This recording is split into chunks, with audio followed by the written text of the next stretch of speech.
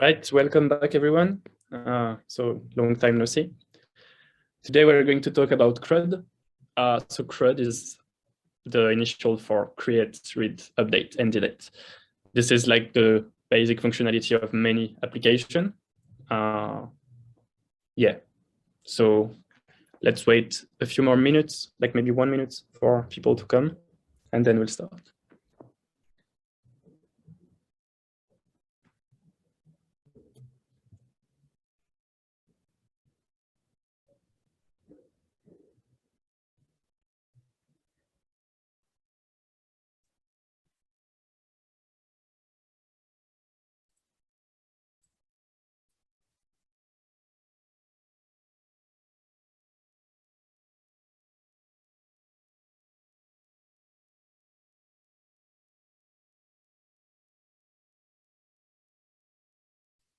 Okay, so what is CRUD exactly for?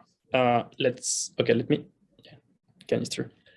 So I would say 80% of what we do can be summed up by those 4 operations.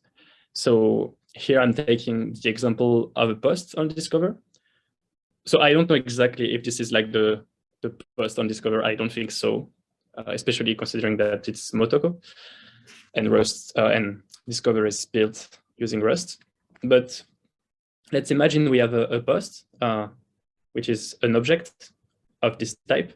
So that's the type declaration in Motoko. That's how you would declare like a new object. So far, we've only been manipulating built-in types. So text, nat, int, array, things like that. But you can also create your own object in Motoko, and that's how you would do it. So create would mean that we have a post and we just want to publish it to the canister. Once this post is like on the canister, we can also read it, and that's like how you would see it on the internet computer. On the front end, you would see something like this, but the front end is just a way to represent information that is stored on the canister.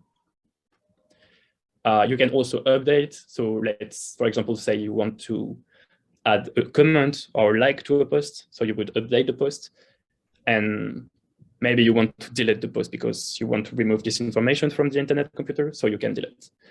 With create, read, update, and delete, you can basically everything you're doing on Discover falls into one of these 4 operations. So for CRUD operations, we need data structures.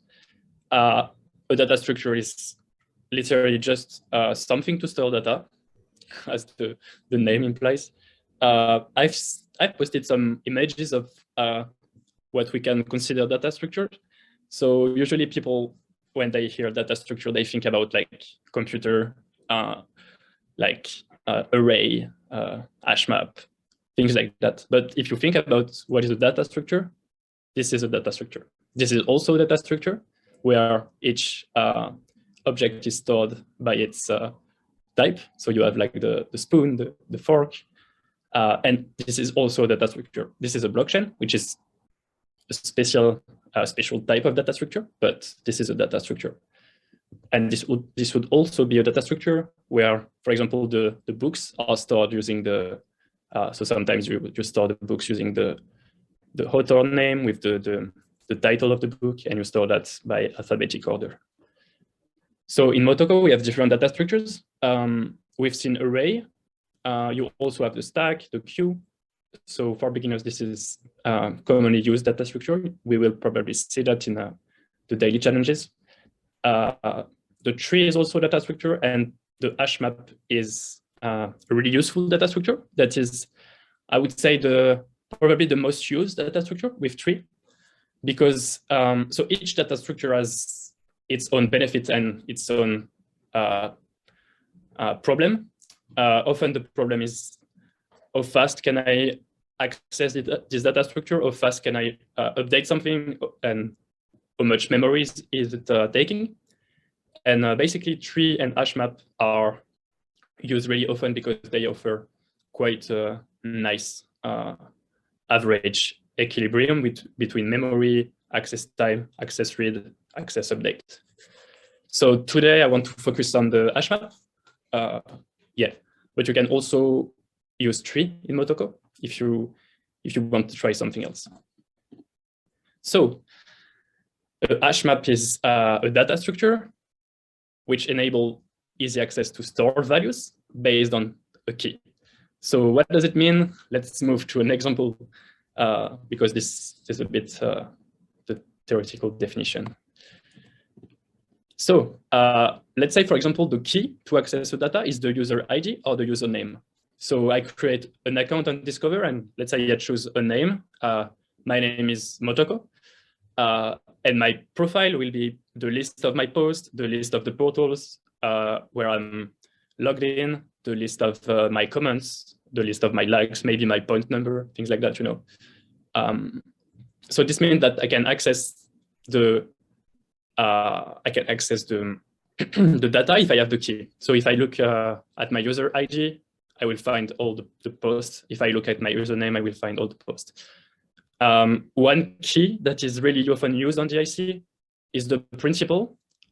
So as we've seen in the previous lecture, the principal is the way to authenticate user on the IC.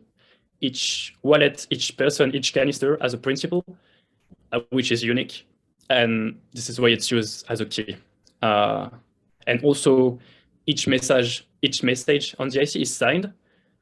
And you can look at the message and see like who is signing the message. So what is the principal? So you can really easily access the principal everywhere on the IC. That's why it's like the most common use key on the IC. So this is like a nice analogy to think about hash map. You can think about it if you look at like school lockers, and each locker needs a key, which will be the principal, and inside the principal, once you use the principal to open the locker, you have the profile information. So let's move to something more interesting, which is live coding. So I have this example, which is ready. It's called CRUD. And so I'm doing several things here. I have a few import methods. I create a type profile. So I make this type public. It means people can check the type from the outside. This type is composed of different fields. So this is the different properties of the profile. And I have the name, I have the age, the registration date. And let's say I have something called premium, which represents the fact that the user is a premium user of the website. So this is a new type that we haven't seen so far, I think. It's the time. This is just like a way to represent time in Motoko. Let me show you.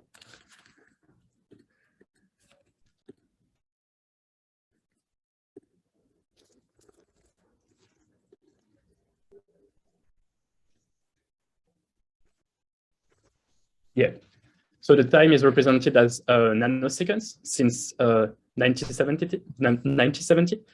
This is something that is commonly used. It's called the Unix time, and it's how a lot of programmation language represent the time. And in Motoko, it's the time is equivalent to something, so to an int.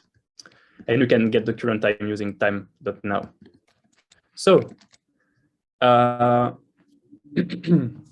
we have this profile, and then we want to store the profiles in the hash map. So the hash map is imported here, the module is imported here. And if we take a look at the hash map module again here, in the hash map module, you have something which is called a class hash map. And you can instantiate like an object from this class if you complete these three fields. I mean, you need like an initial capacity, which is like the number of lockers, the key equivalent, which is a function that takes two keys and returns a bool. This is to say like, is the key equivalent to another key? And this is a hash function. Hashing is something we'll see later, sorry for beginners, but you need to provide a hash function. Basically, it's just a way to it's a way to construct the hash map. So we have the users. That's how I call the hash map. So here I create something of type hashmap.hashmap.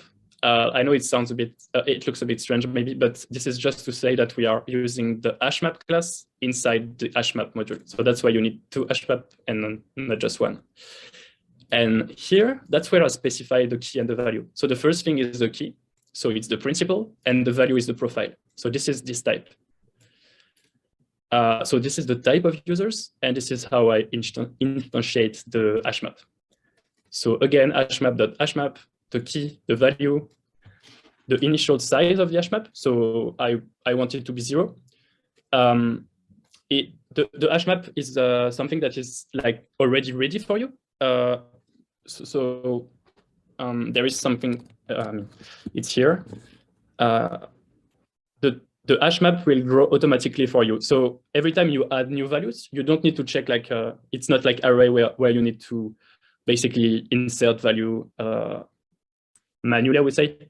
With the hash map, you just call some functions which are here, and I will show the function later. And the hash map will automatically grow for you every time the capacity is reached. So every time the size of the hash map is reached, yes, it will automatically double the capacity for you. So you don't need to worry too much. You can start with 0, or you can start with 10 if you want to. So principal.equal and principal.hash. So yeah, those functions come from the principal module. This is a function that takes 2 principal and returns true if the principal are equal and false if not. And this function is a function that takes a principal and return a hash of a principal. So we have different methods on hashmap. We have put, get, replace, delete. You have other methods. Everything is here again. So delete, get, put, and replace. So you can see maybe an analogy between the put and the create, the get and the read, the replace and the update, the delete and the delete. So that's like where the CRUD is. Okay, so the first function I've created for you is how you would add a new user profile. So here I'm just creating a public function again, and the shared color keyword indicates that we are taking the color field is just some syntax here, but the color is the principal of the person that is calling this function. And the argument is a profile. The only thing I'm doing here is user.put. So user is the hash map, user.put. I put the user profile that is here with this key, which is here. So let me find. So yeah. So put is a function that needs a key as first argument and a value as second argument. So the key that I put is the color, and the value is the user profile. And so that's a principal, and that's a user profile.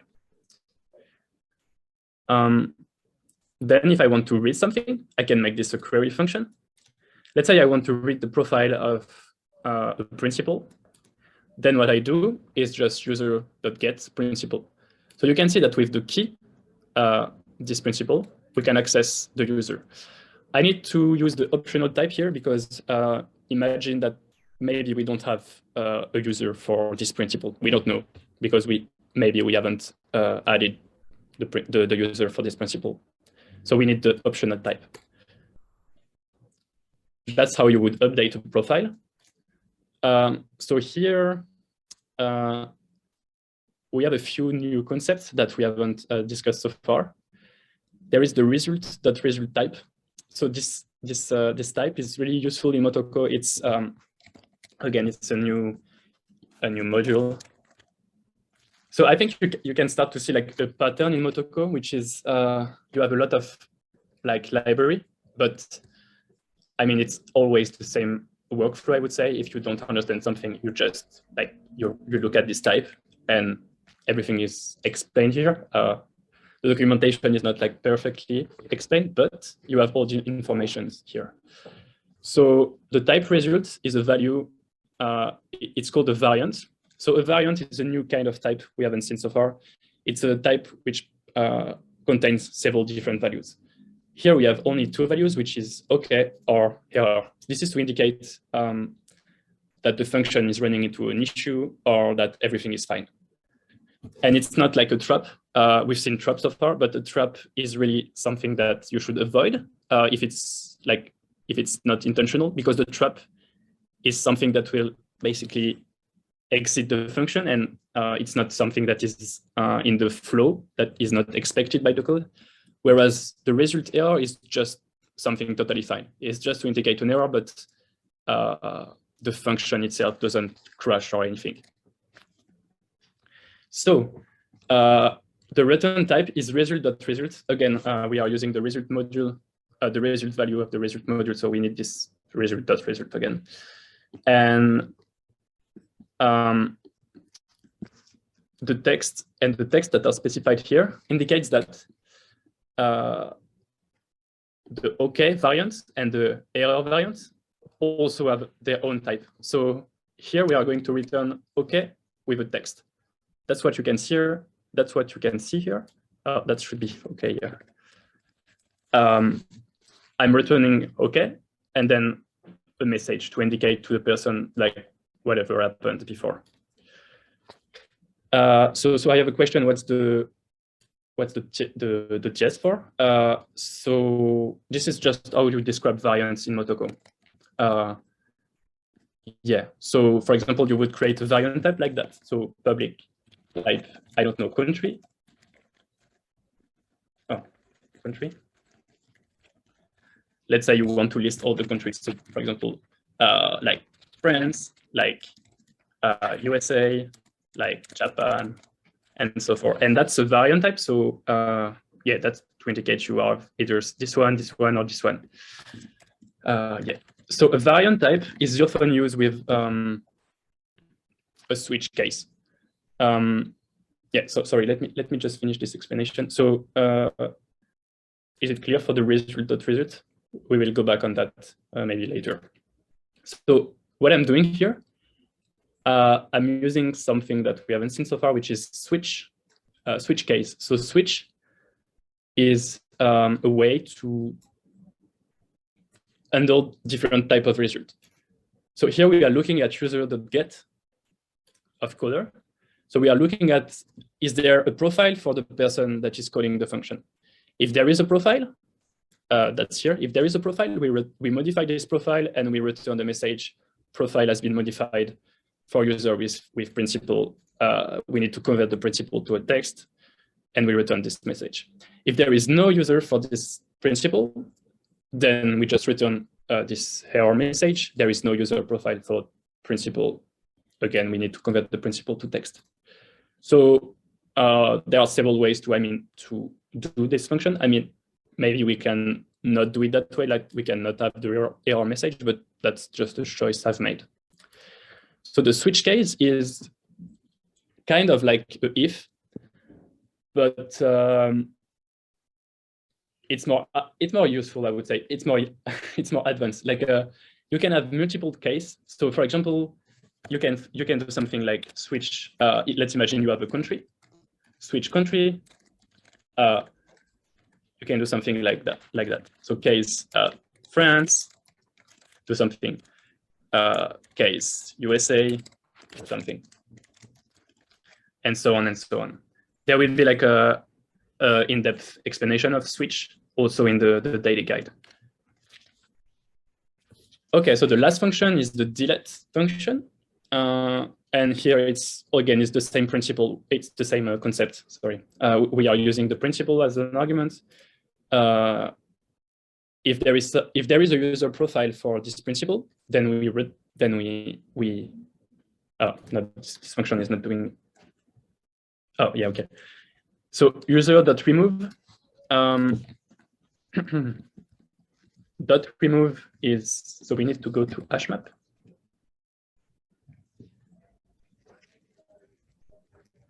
Dot remove takes a key and returns the optional value. So this function will delete the value for this key. If there is nothing, it will return null. So this remove function has the advantage of like not like working even if there is no value. So if there is a value, we delete it and we return it. If there is no value associated with this key, we just return null.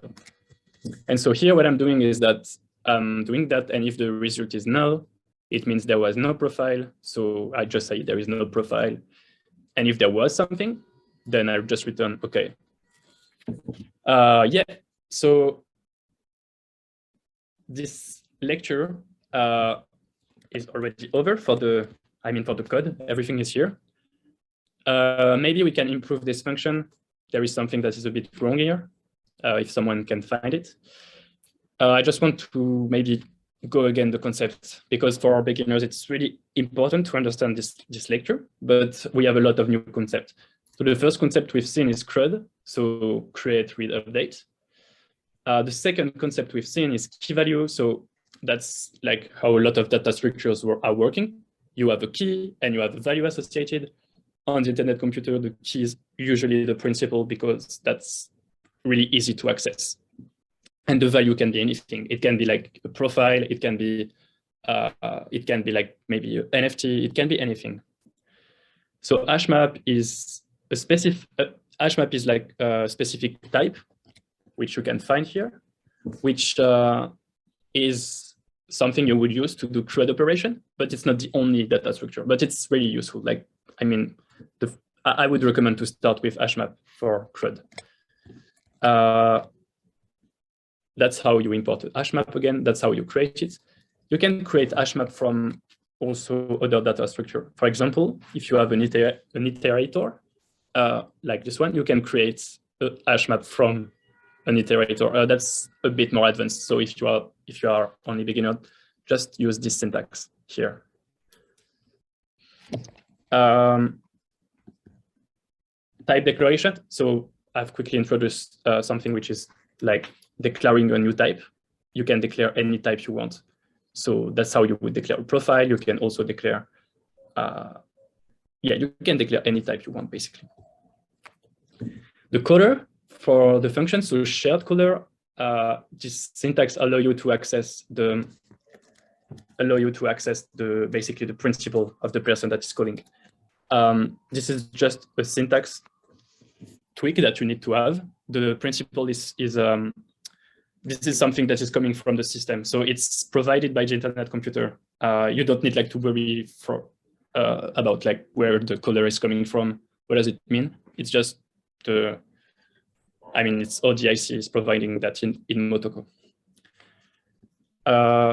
Then there is the switch case, which is something really useful as well. So switch, if this is null, then I do that. If this is not null, if there is a user, then I do that. And I use this pattern in a lot of places. And finally, the result type is very useful. So yeah, just for the result type, you can see here I'm using text. So for the two keys here, it's the type. The first one is the type of the OK, and the second one is the type of the error. So here it's text and text because here I have two textual value. But here I do something different. I do nothing, like the type, the empty type, and I do text because here I have a text for the error, but for the OK, I just return OK.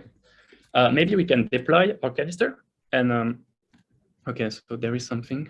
Oh yeah, I can deploy this canister and maybe like try some functionality. So let's say the first thing I want to do is maybe create a profile for my identity. So yeah, first maybe I can check my principal. So like that, the fx identity get principal. So that's the principal of my DFX identity. It's not something you need to hide or whatever. It's not, even if someone knows my principal, someone cannot sign with this principal. The private key is stored somewhere you cannot access. So you can totally share that with other people. All right, let's create a profile. So we need to use the candid syntax again. So user profile it's a record. That's how you describe an object in Candid. Record the name. Let's say my name is Motoko. My age is 2. Registration date is, let's say, I don't know, 100. And premium is false. I'm not sure I will get the syntax right. Oh, okay. I forgot the canister. So call CRUD.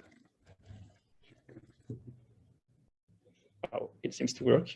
All right, so maybe I can now read the profile. So the function is read profile. And I need to specify a principal, which is here.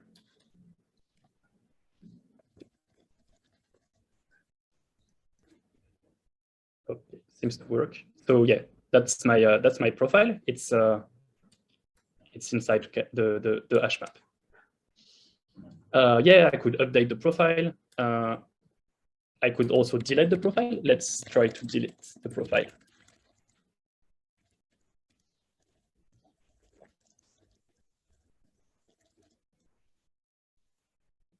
Yeah, I can't believe it works as well. Like everything is working. That's amazing. And yeah, so we have just deleted the profile. So now I have like a question for everyone. I claim that this function is a bit broken because I mean everyone can delete the profile of everyone. So I want a way to like maybe prevent people from deleting profile that are not their profile. So maybe someone can raise their hand and propose something to fix this issue. Yeah, I would pass in the message, the shared message, and assert that the caller principal is the same as the principal of the profile you are changing. Okay, so you would, yeah, something like that.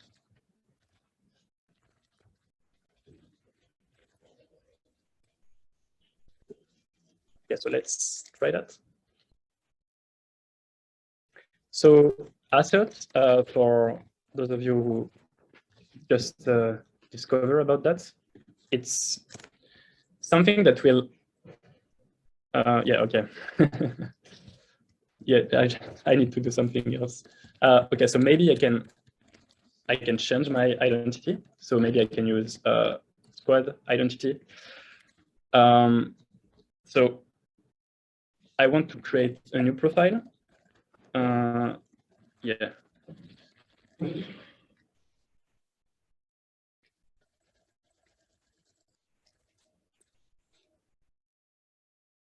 Okay, so I have created a profile with this identity. Now I want to use a new identity. Okay, let me switch. And now I want to try to delete the profile. Oh, I need the principal. So I need the principal of the squad identity. This principal is this one. And then I need to switch to the new identity. So yeah, something maybe that needs to be explained is that you can change identity with dfx. So with dfx, you have dfx identity help, and here you can list existing identity. You can create new identity, and you can use different identities. So that's really useful if you want to test something with different principal ID. Okay, so what am I using right now? Okay, I'm using the other. So now if I try to delete the effects canister called CRUD, delete profile, and I want to delete this profile associated with this principal.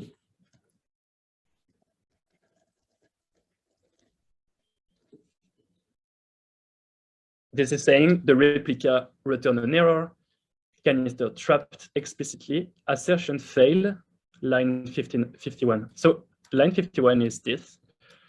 We are trying to, here we are trying this condition. So we are trying if the principal we provided, so this one is the principal of the identity that it's calling.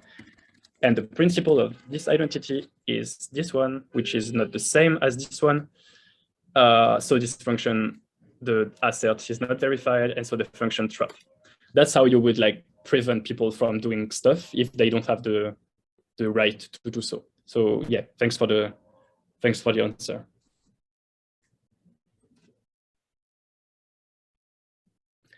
What if you use color equal principal instead of asserts?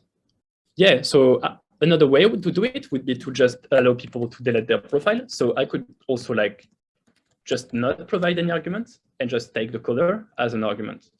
So like that. In that case, people can only delete profile for their principal, which is something cool. But maybe you want like if you are maybe an admin or whatever, you want the possibility to delete profile. So in that case, with this like implementation, you cannot do it.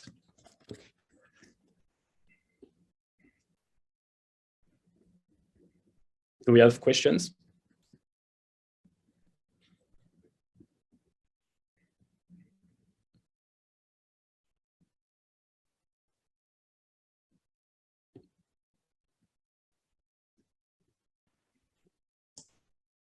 Hello. Hello.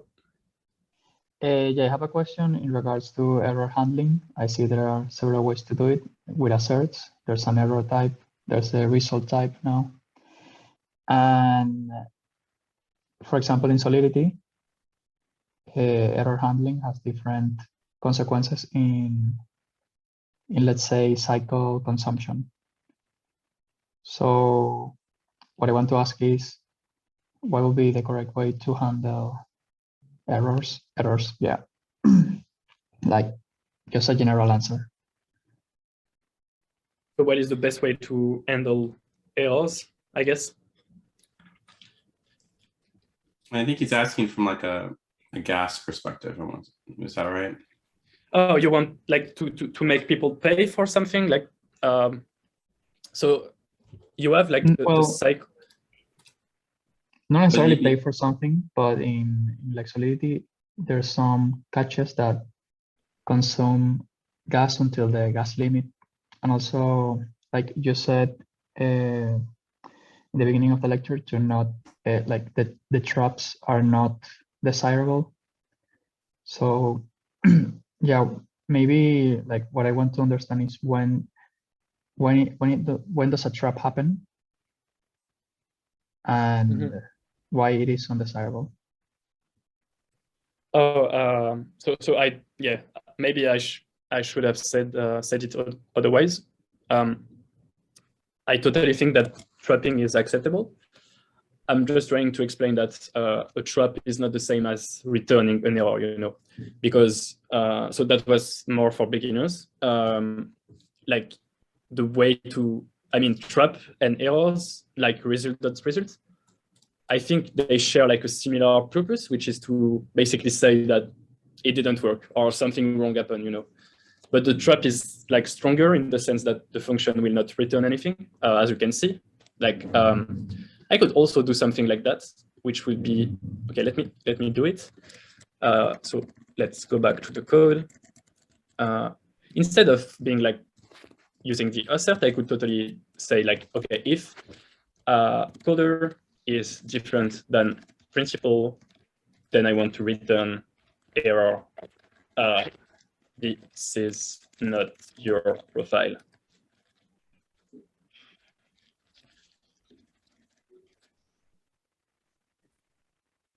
Oh, so yeah, I would need to redo all the steps because we've lost this canister is not upgrade proof. So every time I upgrade, I lost everything. There is no pre-upgrade or post-upgrade method. But basically, this code will not trap. It will just return an error if I try to delete the profile of someone else. I think it's a choice like of the developer, I guess. But what I've seen so far on the IC community is really there is like a really strong use case for assert like coder and check the principal. For example, like assert is admin the coder if you want to add some like admin functionality. And the error is more for like, I mean, it's after, like if you have passed the basic condition, I would say, the error is more to for example, to describe like to describe what is happening in the body of the function. But yeah, that's the choice, I guess. You can use assert. Okay, or I understand. And I think you've talked about. There's no. Sorry. I think you've talked about gas, right? Like yeah. Okay.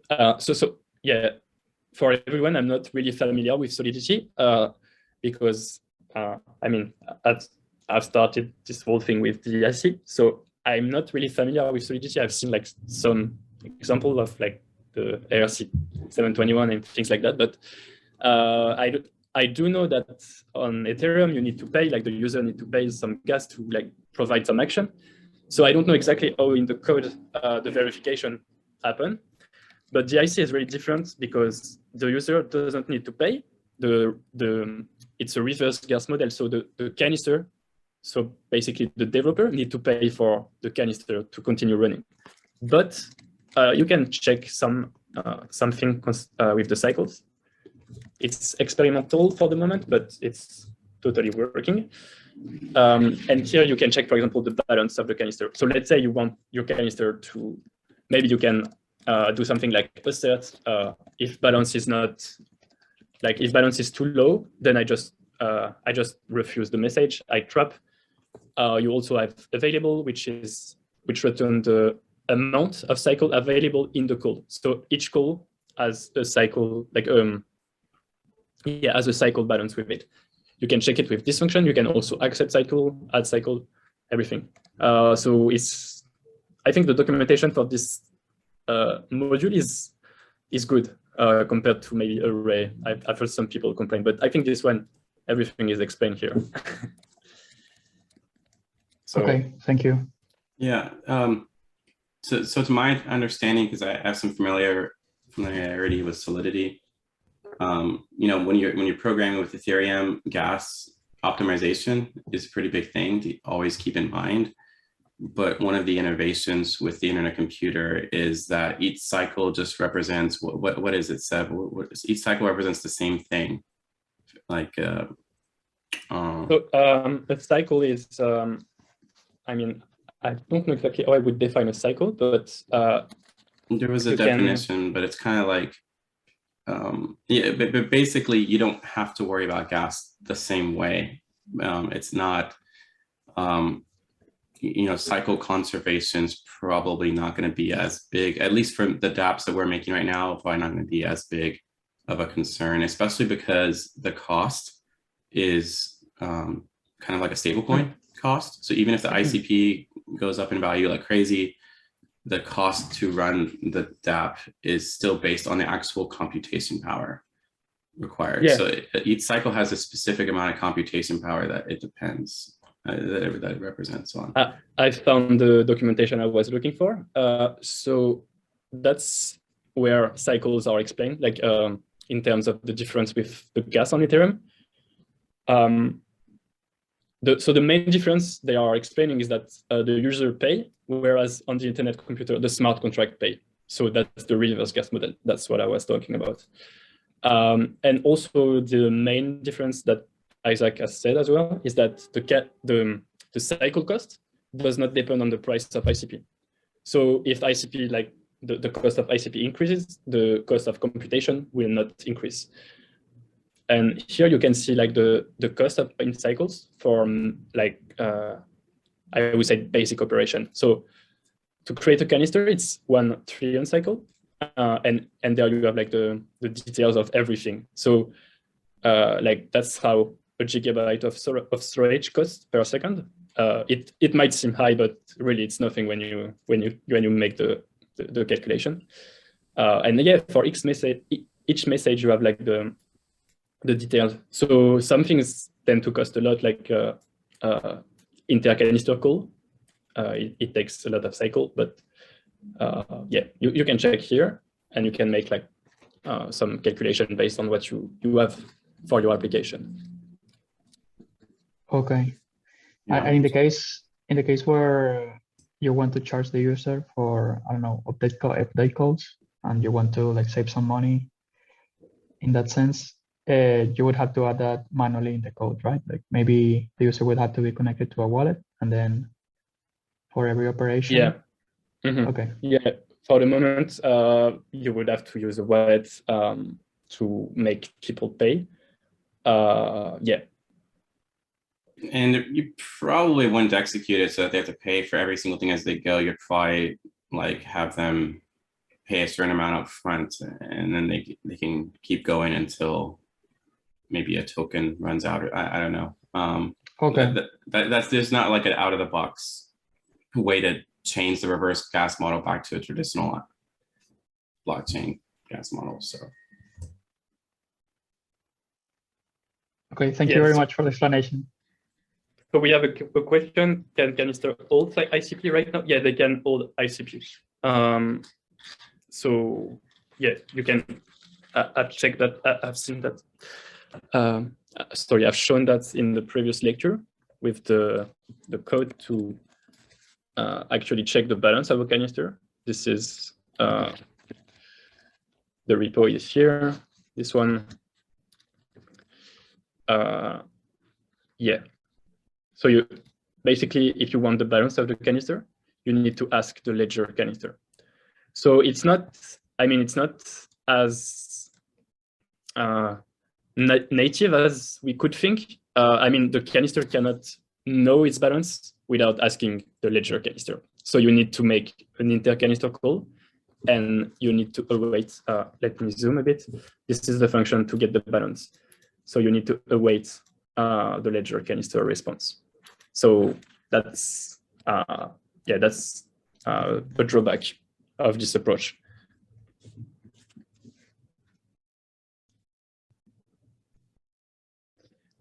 How can the canister send the ICP? It's the same way. So everything that involves ICP has to go through the ledger canister. And if you want to transfer, this is the function to transfer. So yeah, all right, that's cool because we can see in direct what we were talking about with the assert. Basically, here the code is checking that the person coding for the transfer is the owner of the canister. The owner of the canister is determined by the first person to basically deploy the code, and is stored in memory. So only the owner can transfer, and then it's just like the ledger.transfer. And again, you have to await because you need the ledger to process.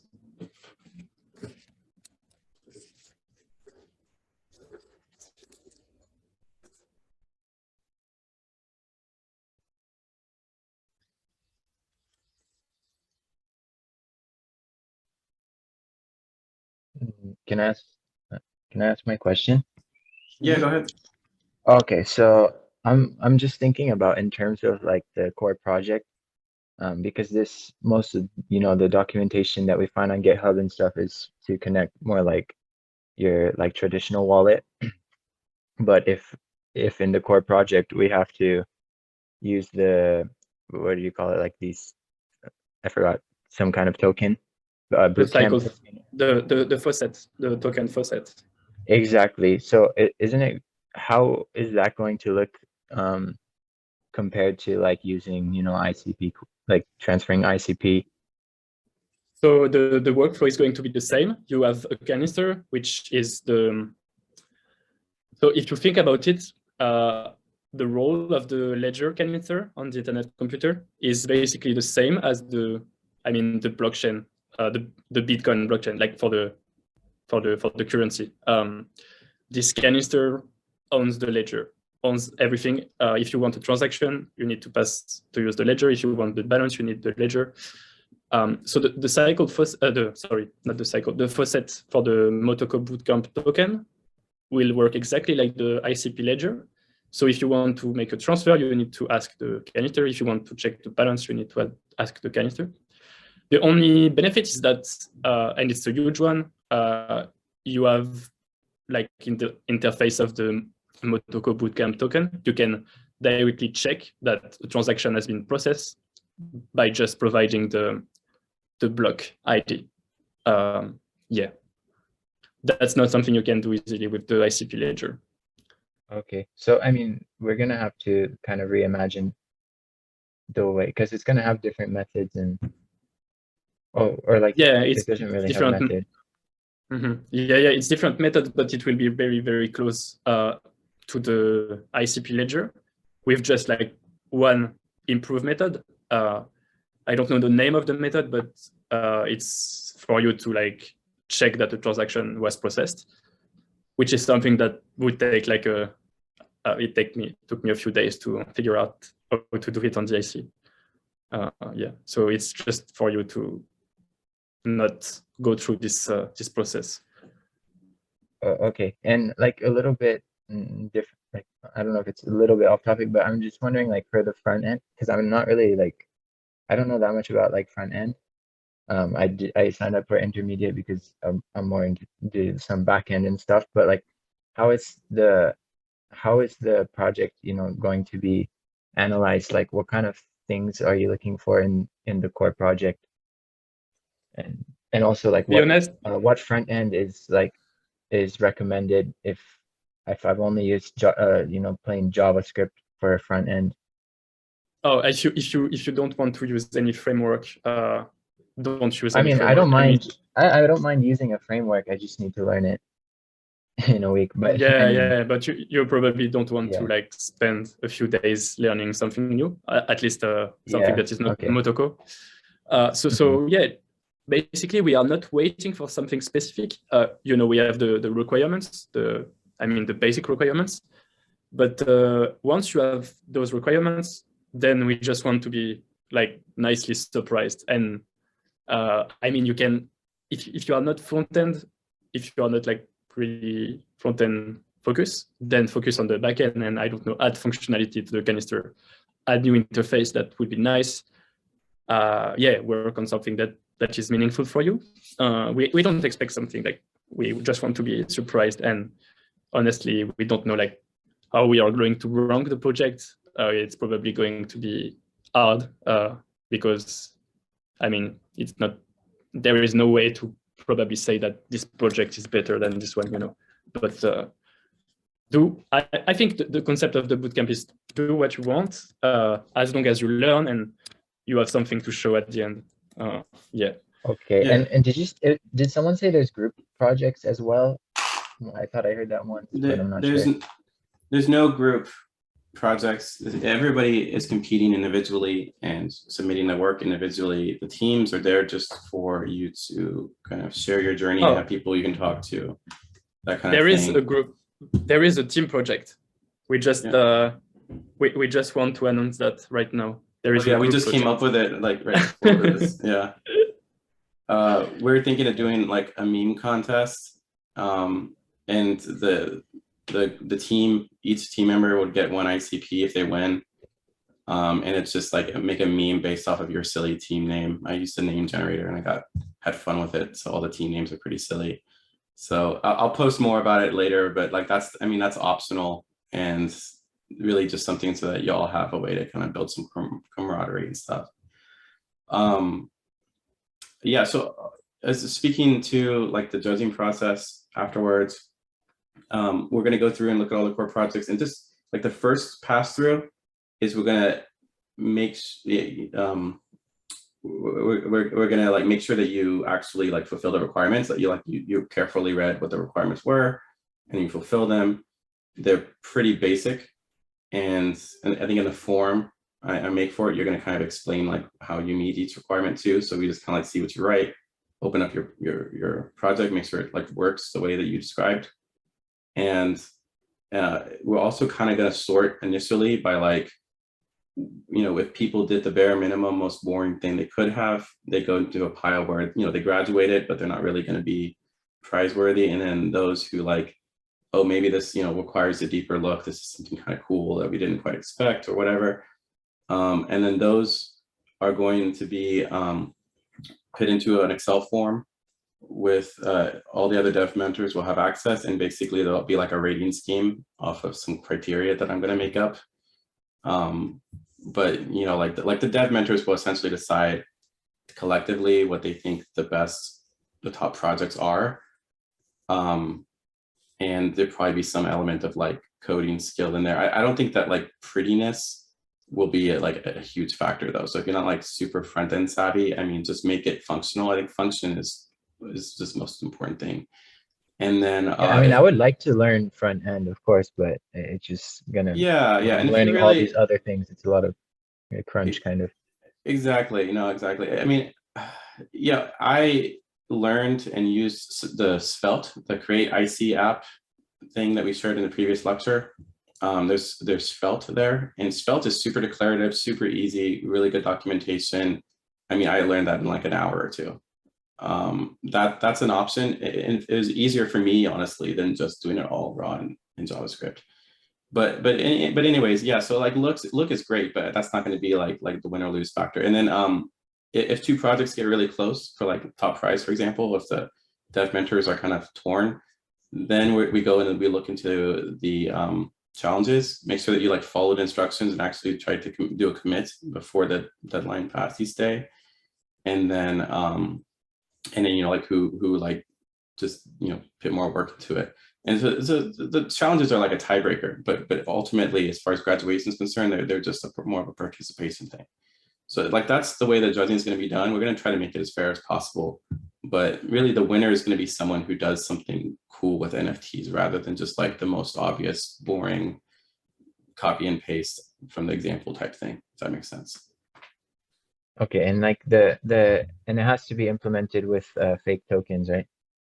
Yeah, that's what the faucet's for. I mean, yeah, I think it's fair to kind of like that. That's what we say in the core project thing, and it needs to involve a token transaction using the tokens from the faucet.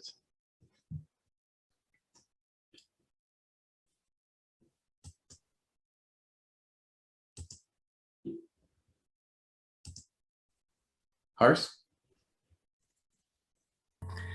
Hey Seb, so my question is about when you changed your identity during implementing that one step. So my question is whatever methods that you had deployed, like while deploying the canister, all the identities that you currently have, will they all have access to those methods?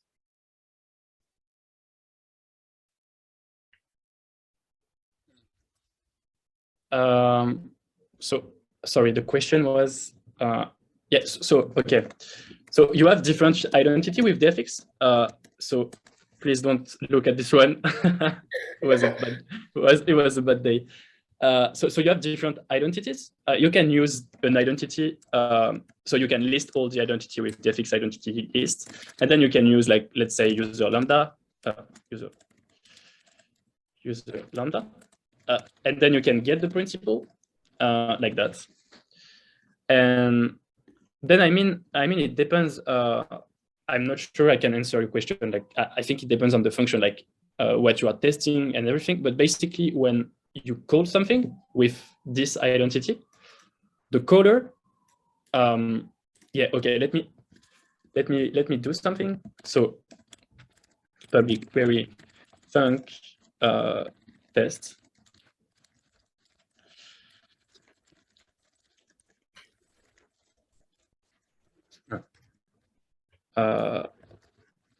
Public shared folder. I think it's like that.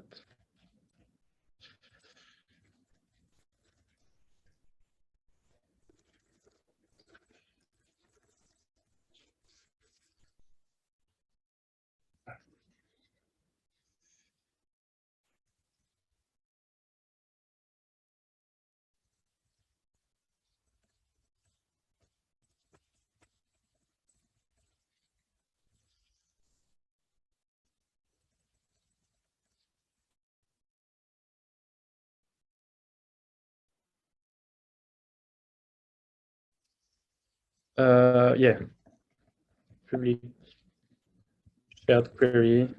I think it's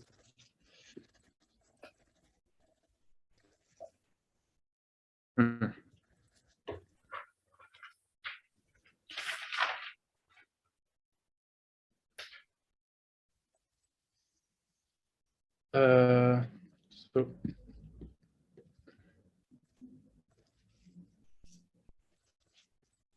I'll just do it that way. Requested canister. Yeah, for sure. I'm not using the right identity right now. So the fix identity, I think I use Squad. So I have an issue right now because I've deployed the canister with the Squad identity, I think. And right now I'm using the user lambda identity. So when you deploy a canister, by default, you are set as the controller of it, which is logical. So right now I'm trying to upgrade a canister, but I don't have the control over it.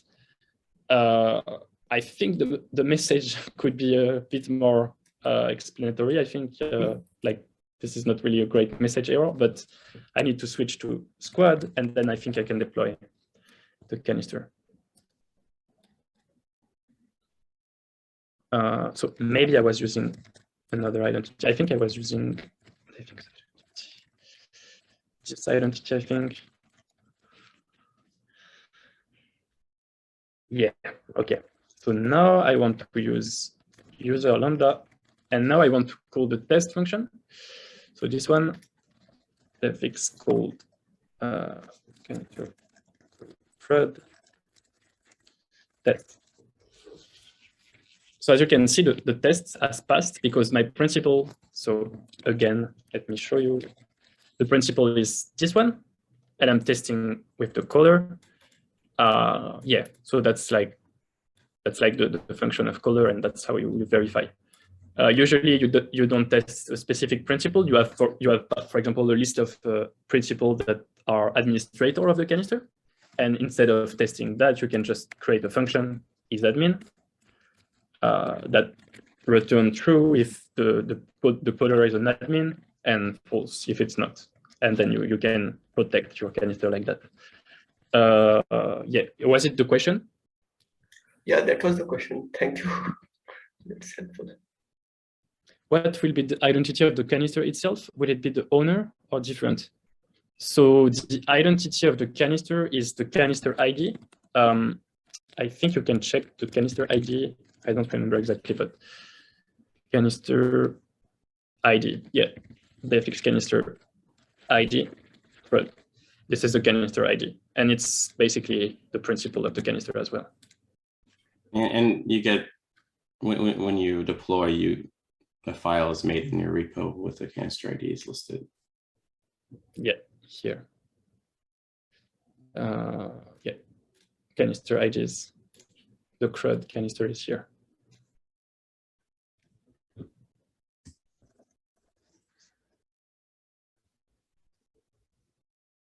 All right. Do we have any other question?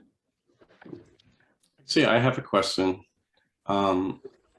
So these canister IDs, like, they're not really principals, right? So like, or are they? Because like could a canister own an NFT? Yes. So a canister can own an NFT. So yeah, that's a good question. The format is not exactly the same, but I think it's just yeah. I need to check that. I'm not sure. I think it's just a matter of like the textual representation is different because it's a principal ID. Wait, let me check something. That'd be kind of interesting to, like, I don't know, like. Okay, let me try. So you can actually get the principal from, so actor equal this. So you can name your actor. So I'm just giving a name to the actor.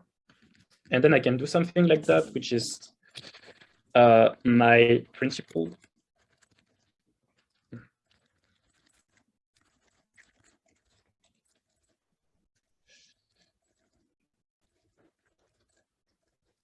Yeah.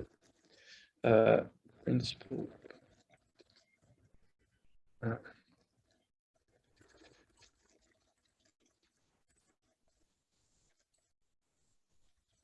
No, let me return the principal, not the textual representation, directly the principal. From actor, this. I need to use